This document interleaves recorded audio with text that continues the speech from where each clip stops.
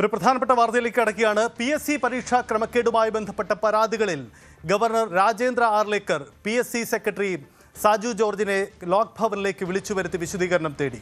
പരീക്ഷാ തട്ടിപ്പ് ആരോപണങ്ങളിൽ ശക്തമായ ഇടപെടലുകൾ നടത്തുന്നതിൻ്റെ ഭാഗമായിട്ടാണ് ഗവർണറുടെ ഈ അടിയന്തരമായ നടപടി. പരീക്ഷാ ക്രമക്കേട് പരാതികളിൽ ഇതുവരെ എന്ത് നടപടിയാണ് സ്വീകരിച്ചതെന്ന് ഗവർണർ ആരാഞ്ഞു. ക്രൈംബ്രാഞ്ച് അന്വേഷണം പുരോഗമിക്കുകയാണെന്നും PSC ഇതുമായി പൂർണ്ണമായി സഹകരിക്കുന്നുവെന്നും സെക്രട്ടറി സാജു ജോർജ് ലോക് ഭവനെ അറിയിച്ചിട്ടുമുണ്ട്. ഡാൻ കുര്യൻ ചേരുന്നു. ഡാൻ, വളരെ പ്രധാനപ്പെട്ട നീക്കമാണ്. നേരത്തെ തന്നെ ഗവർണർ ഈ വിഷയത്തിൽ ഇടപെടുന്നു. നിയമന അധികാരിയാണ് ഗവർണർ.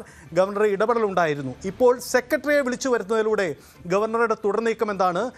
PSC ക്രമക്കേടുകളുമായി ബന്ധപ്പെട്ട് ഗവർണർ നൽകാൻ പോകുന്ന റിപ്പോർട്ടിൻ്റെ ഒരു ആദ്യ നടപടിയാണോ ഇപ്പോഴത്തെ നീക്കം?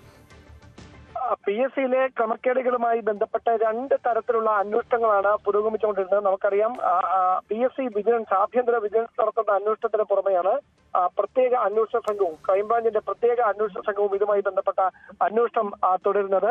ആ നീക്കങ്ങൾക്ക് ഇടയിലാണ് ഇപ്പോൾ ചാൻസലർ കൂടിയായ ഗവർണർ രാജേന്ദ്ര വിശ്വനാഥ് ആർലേക്കർ സാജു ജോർജിനെ, PSC സെക്രട്ടറി സാജു ജോർജിനെ ലോക് ഭവനിലേക്ക് വിളിച്ചു വരുത്തി ക്രമക്കേടുകളുമായി ബന്ധപ്പെട്ട വിശദീകരണം തേടിയത്. ഇപ്പോൾ നടക്കുന്ന അന്വേഷണത്തോട് തങ്ങൾ പൂർണ്ണമായി സഹകരിക്കുന്നുണ്ട് എന്ന് അദ്ദേഹം വ്യക്തമാക്കി. ഏത് തരത്തിലുള്ള നടപടിയാണ് ഈ ക്രമക്കേടുമായി ബന്ധപ്പെട്ട് സ്വീകരിച്ചത് എന്ന് ഗവർണർ അദ്ദേഹത്തോട് ആരാഞ്ഞു. അതിൽ ആഭ്യന്തര വിജിലൻസിന്റെ അന്വേഷണം നടക്കുന്ന കാര്യവും വിജിലൻസ് അന്വേഷണം നടക്കുന്ന കാര്യവും അദ്ദേഹം ഗവർണറെ അറിയിച്ചിട്ടുണ്ട്. ആ നടപടികളിൽ തുടർന്ന് അതിന്റെ റിപ്പോർട്ടിന്റെ അടിസ്ഥാനത്തിലായിരിക്കും തുടർ നടപടികളിലേക്ക് കടക്കുക, തുടർ നീക്കങ്ങളിലേക്ക് കടക്കുകയെന്നും സാജു ജോർജ് ലോക് ഭവനെ വ്യക്തമാക്കിയിട്ടുണ്ട്. എന്തായാലും ഗവർണർ ഈ വിഷയത്തിൽ വളരെ ഗൗരവപരമായ ഇടപെടൽ നടത്തുന്നുവെന്ന് കൃത്യമായ സൂചന നൽകുന്നതാണ് ലോക് ഭവനിലേക്ക് PSC സെക്രട്ടറിയെ വിളിച്ചു വരുത്തിക്കൊണ്ട് ഇതിൽ വിശദീകരണം തേടിയ നടപടി. അങ്ങനെയെങ്കിൽ ഇതുമായി ബന്ധപ്പെട്ട തുടർ നീക്കങ്ങൾ ഏത് തരത്തിലാകും? ഗവർണർ ഈ വിഷയത്തിൽ ഇങ്ങനെ വിളിച്ചു വരുത്തി വിശദീകരണം തേടി എന്നതിനപ്പുറത്തേക്ക് ഗൗരവതരമായ ഏതെങ്കിലും അച്ചടക്ക നടപടിയിലേക്ക് കടക്കാൻ നിർദ്ദേശം നൽകുമോ എന്നതടക്കമുള്ള കാര്യങ്ങളിലേക്കാണ് ഇപ്പോൾ സാഹചര്യങ്ങൾ എത്തുന്നത്.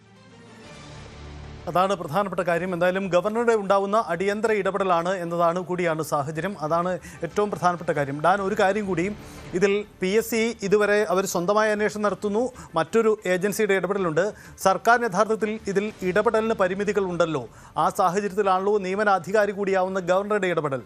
ഇതിൽ രാഷ്ട്രപതിക്ക് ഇത് സംബന്ധിച്ച് വിശദമായ റിപ്പോർട്ട് നൽകാനുള്ള ആലോചനകൾ കൂടി നടക്കുന്നുണ്ടല്ലോ. അതിൻ്റെ ഭാഗമായുള്ള നീക്കങ്ങൾ കൂടി നമുക്ക് പ്രതീക്ഷിക്കാമോ?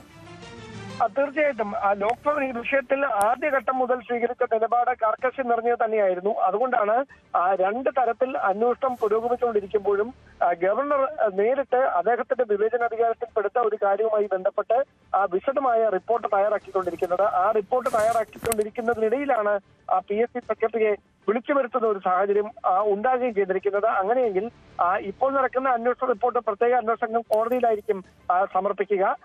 അത് ആ വഴിയെ നിയമപരമായി നടക്കുമ്പോൾ ഗവർണറുടെ ഭാഗത്തുനിന്ന് നടത്തുന്ന ഇടപെടലുകൾ വെറും ഒരു വിശദീകരണം തേടാനുള്ള വിളിച്ചു വരുത്തലായി മാത്രം കരുതാനാകില്ല. അതിനപ്പുറത്തേക്ക് ഞാൻ നേരത്തെ അടുത്ത നീക്കങ്ങളിലേക്ക് കടക്കുന്നതിന്റെ സൂചനയായി ആദ്യഘട്ടമായി തന്നെ ഈ വിശദീകരണം തേടലിനെ വ്യാഖ്യാനിക്കാൻ കഴിയും.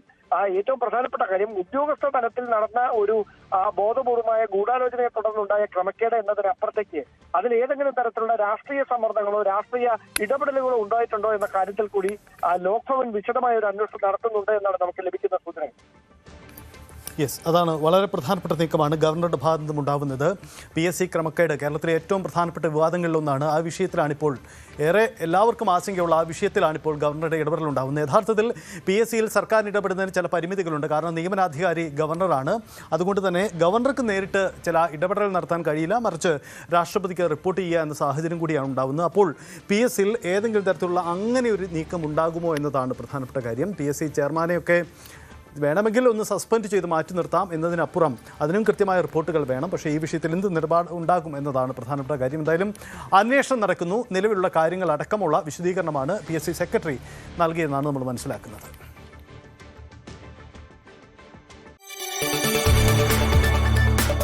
കൂടുതൽ വാർത്തകൾക്ക് News 18 Keralam YouTube channel subscribe ചെയ്യുക.